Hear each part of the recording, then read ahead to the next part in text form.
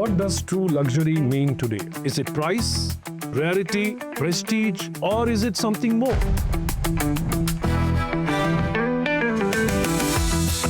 Something that reflects who you are and how you choose to live. In a world of fast consumption, today's premium customer is turning back to what lasts. Products and experiences that are intentional, thoughtfully crafted, and built to be passed down, not replaced. Welcome to Bespoke Talks, a series that celebrates timeless craftsmanship.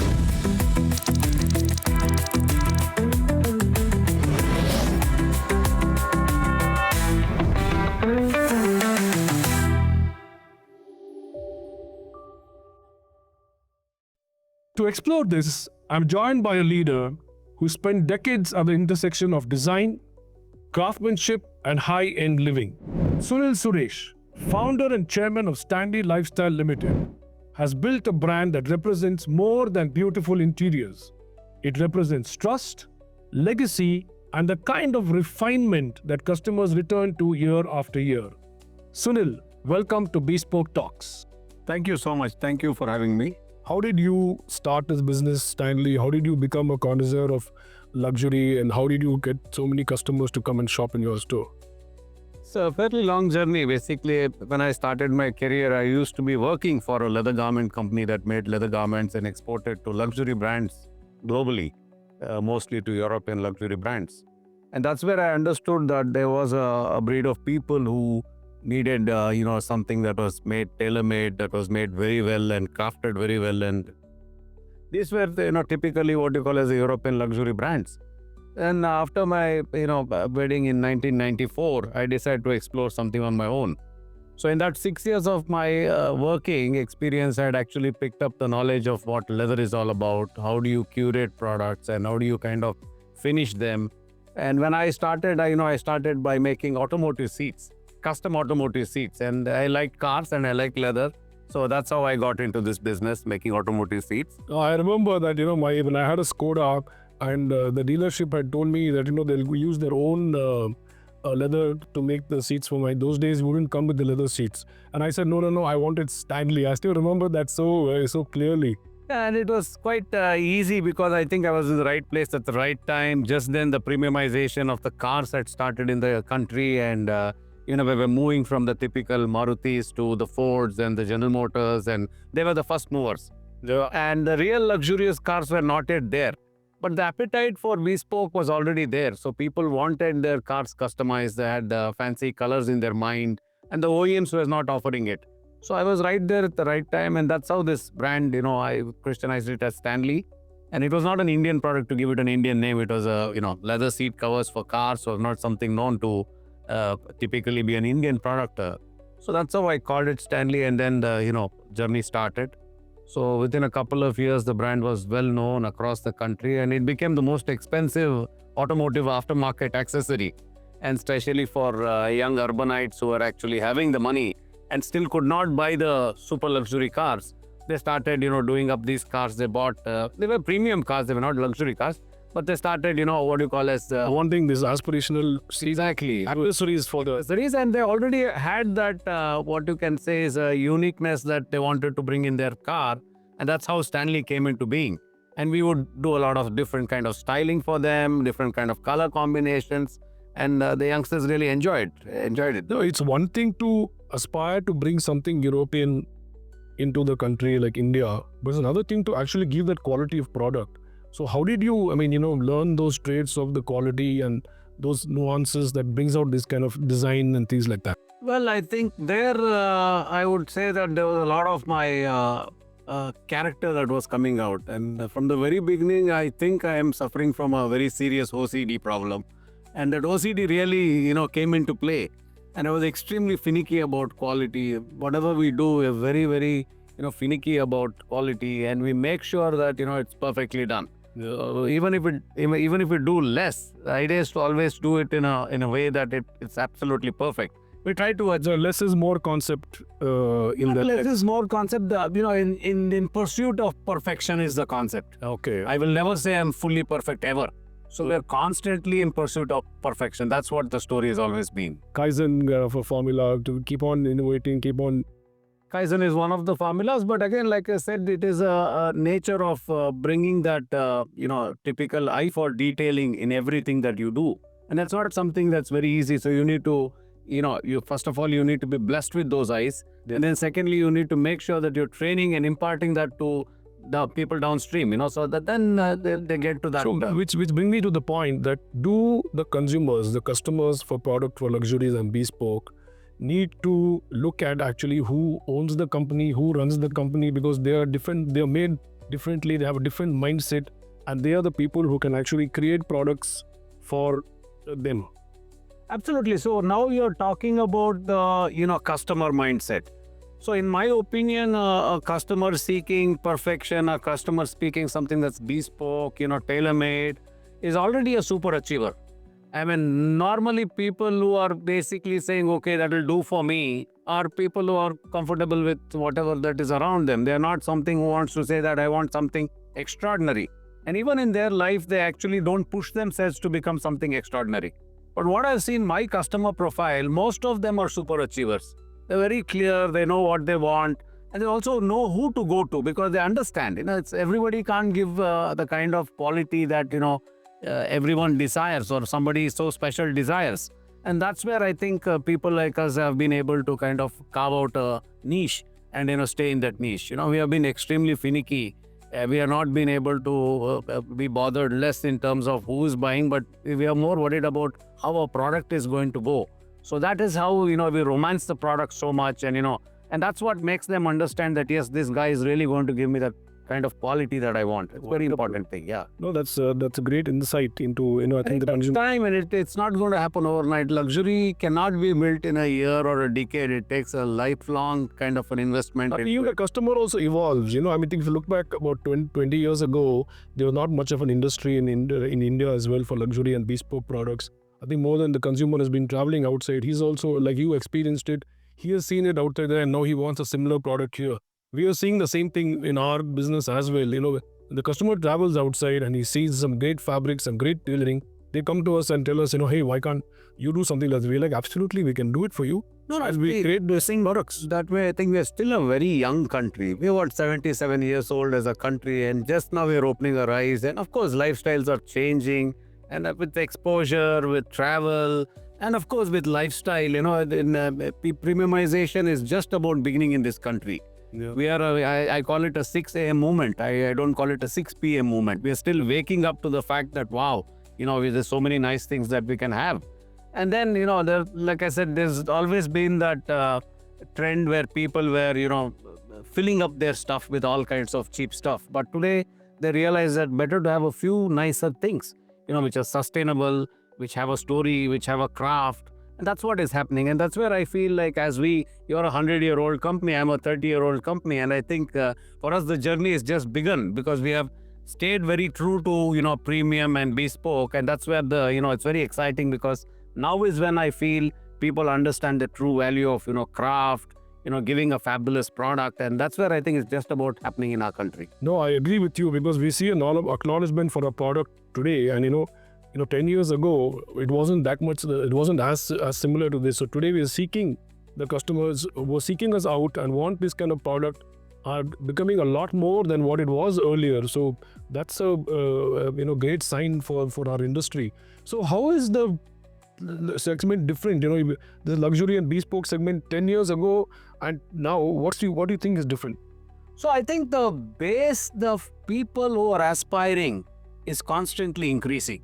See, India always had Maharajas, and Maharajas always they had the wealth, and they always wanted something tailor-made, custom-made, bespoke for them, including their own Rolls Royce were supposed to be being bespoke. Yes. So that's what it is. So when you have the, desired knowledge, the exposure, and the wealth, you need all of them.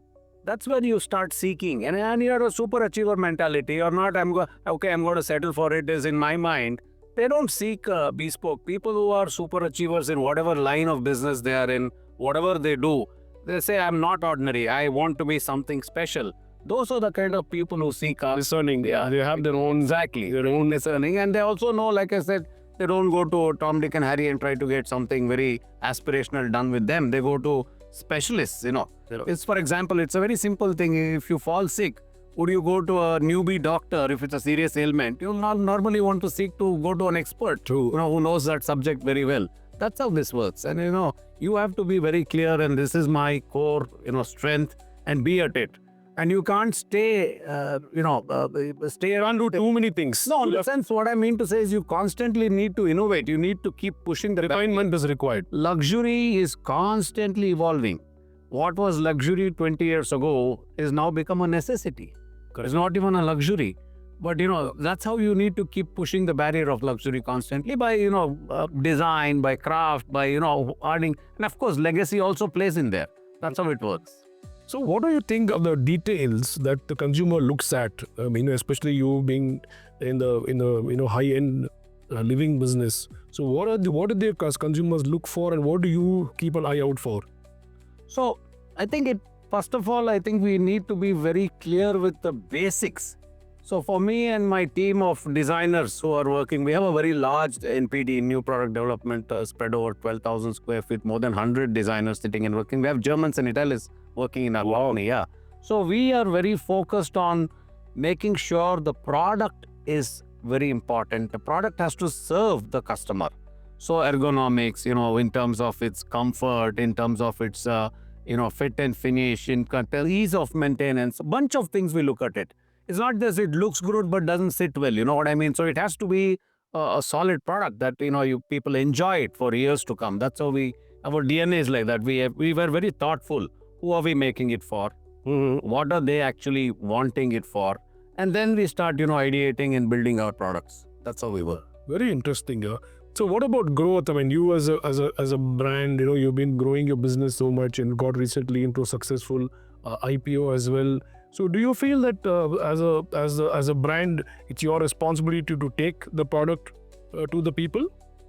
So essentially, the country is still, I would say, very beginning stages of premiumization. And luxury seekers are people who actually come from the premiumization of a country. It's still a young country. Like I said, it's very early stage, and people are now kind of understanding higher quality lifestyles, and with the availability of these better products, they understand it. Otherwise, there was no understanding of what a good product and an average product is. And that's where I think for us, we remain super excited, because the runway for us ahead is so much more than, Western countries where the consumptions have actually started to come down. For us, it is just growing up. So I think we have phenomenal opportunity. Of course, to kind of be relevant and have a certain size and scale, we have kind of, broken our brand into a luxury segment, a premium segment, and a value premium segment. So the value premium segment today, who enters our brand, with our sofas and more, that's a value premium segment. He's the one who will upgrade probably in the future. Natural upgradation. Yeah, that's natural upgradation. So that's how we are working. And then you push him probably over a period of time, he gets to the luxury. Absolute luxury, yes. And then constantly we are upping the game in the luxury also. So all the three need constant innovation. At the same time, we have to be measured. We cannot just haphazardly kind of over-expand. Yeah. It's about the market size, the need.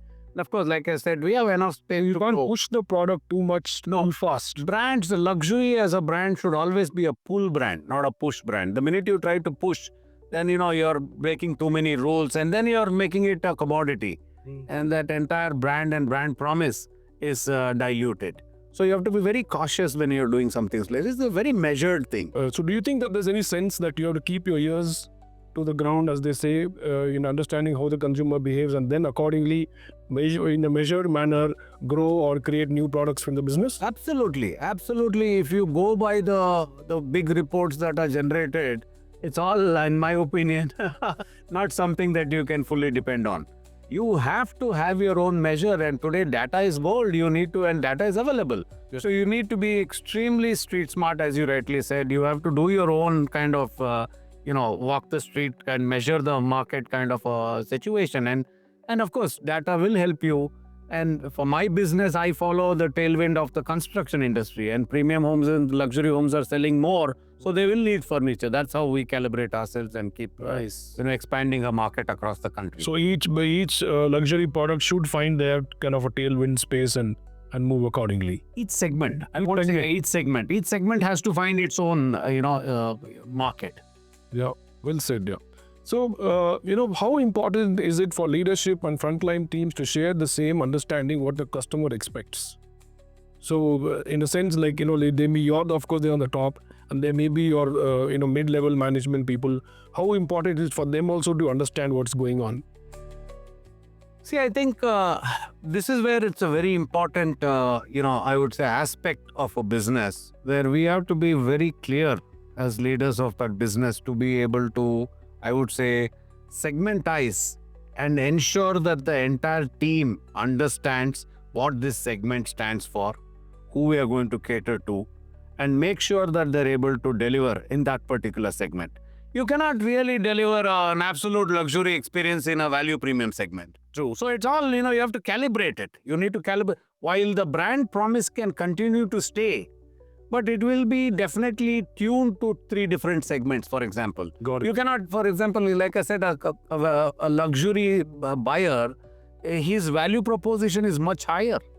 So he definitely needs a set of, small changes that not by compromising on the brand promise, but by, kind of giving the experience in a slightly different way. Okay. That's how you need to kind of branch out. And the people involved, whether it's the back end or the front end people, should be very clearly tutored and they have to understand, this is the segment. Clarity should be there. Absolutely. Yeah. And no over-promising. At each segment to ensure there is no over-promising. And it works. I think that's fabulous. That thought of over-promising, ability to say no. Yeah. I think these are some characteristics of a luxury brand that has to be. Something that even I learned the hard way, to be honest with you, because I realized my team was really over-promising and coming up with things that we couldn't really deliver in time frames, or they were accepting. Okay, when you say bespoke, again, like every customer have their own whims and fancies, but you as an industry, you're limited to do certain things. Of course, you have thousands of customization. Beyond that, they want something. And our executives, in their excitement said, they will do it for you. That's when I realized, oh my God, we can't do it. Our industry is not capable of doing something. We already have so much. Beyond that, I can't do. It's not easy. That's when we started saying no. And believe me, it's working fabulously. And customers appreciate it today because they've matured. They've gone through that phase where they've given the business to someone who said yes to everything and delivered bullshit. Yeah. So today, the matured customer truly appreciates it. He said, wonderful. Fabulous. I'm very happy. And there are many of them out there. Sorry? And there are many of those kind of customers. That's where the beauty is. It's a growing market. Once bitten, twice shy. And I want the second time customer. I'm not interested in the first time customer. Because when we are promised and delivered, that is in their mind absolutely. Which brings me to the lifetime customer thing. But before we get there, I want to ask you a funky question. What's the craziest customization request you've received? All kinds, not one. Just name a few. All kinds. I've been asked to make a superb luxury bed in the shape of a heart. Then I've been asked to rip off a brand new Rolls Royce and give a pink color leather seat inside. A brand new belt chopper that had to be ripped off and given a particular color of leather seats. A jet that was designed for a particular wealthy person with his initial on every seat on it. So bunch of things, and it's their whims and fancies. And whatever you do, and if you can do it well, accept it.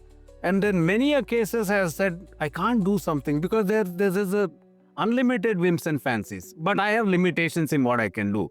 So we're very that way measured, and we say, a lot of times we have said no. So coming and they've gone to others and got it done, and they've come back to me again. I think you are right because they messed it up. Can you do this for me again? So Do you think you look at online also as a big factor for you in your business? See, from my business standpoint, while the marketing vehicles are changing, we used to constantly be traditional, in terms of newsprint or hoarding. Of course, now we need to be fairly active in, online and digital. But the shopping experience in furniture, globally speaking, is still, touch and feel. We are still a brick and mortar industry that way. We are not much of e-commerce. No. Of certain value, Yeah. it doesn't sell. 2, 3, 4 2, 3, 4 lakh for a sofa he wants to go, understand, and Bespoke kicks in. He's not the one who's willing to buy what is available there at, a certain price. He wants things. Exactly. Yeah. So you're also catering to a different mindset of people. Then there are the bottom feeders who are basically, for them it's a necessity.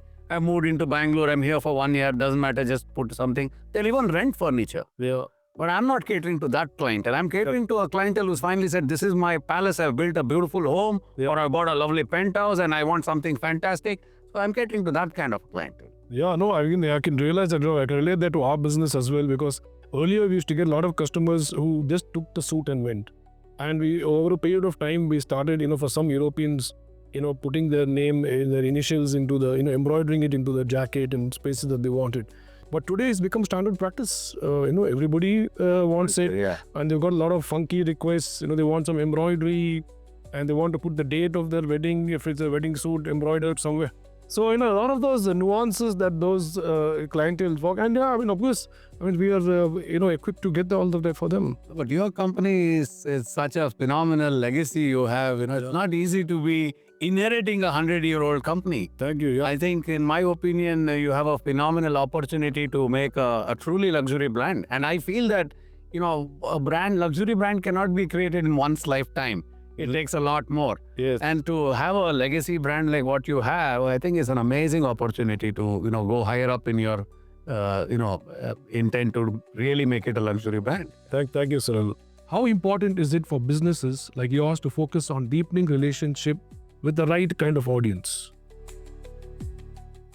While, it is extremely important to be connected with your existing customer base, it's also, in my opinion, very important to be able to address the newer customers who are seeking, what you call as bespoke.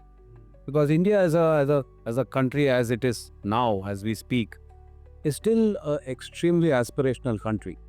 So while, as we grow forward, as we keep moving forward, our customer base is constantly increasing. You have 100,000 customers. But it is extremely important because word of mouth still plays a very important role. And to be connected with them matters a lot. At the same time, I think it's also very important to kind of have the legacy spelled out so that a lot of new people who are aspiring will come to your fold. That's how I look at it. Excellent. So basically, trying to say it's a nice, strong balance between a new customer acquisition and also keeping your existing customers asking for more. Absolutely. I think it's especially the status of the country today, because we have more, people coming from down up, aspiring to want something better.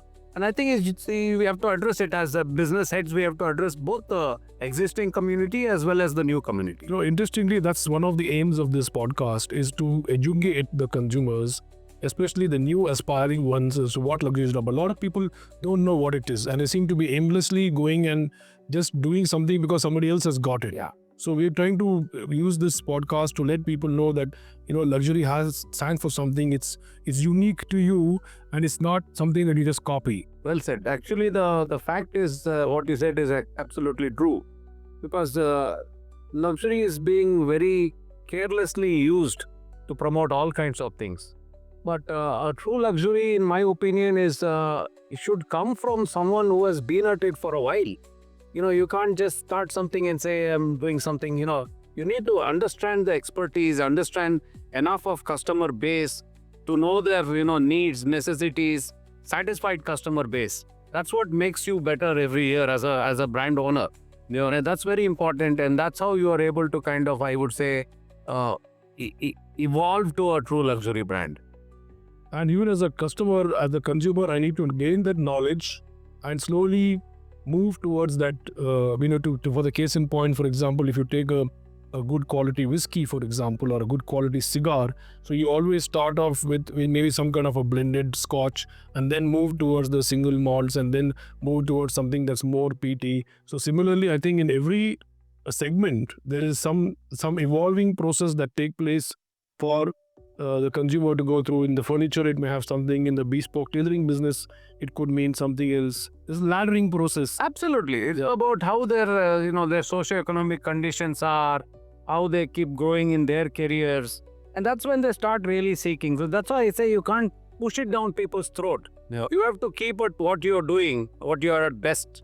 And then people will start seeking you because you are staying very true to your brand and your promise.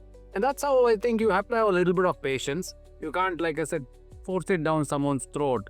And then there's, it's nothing but mass. So that's why you need to hold your own.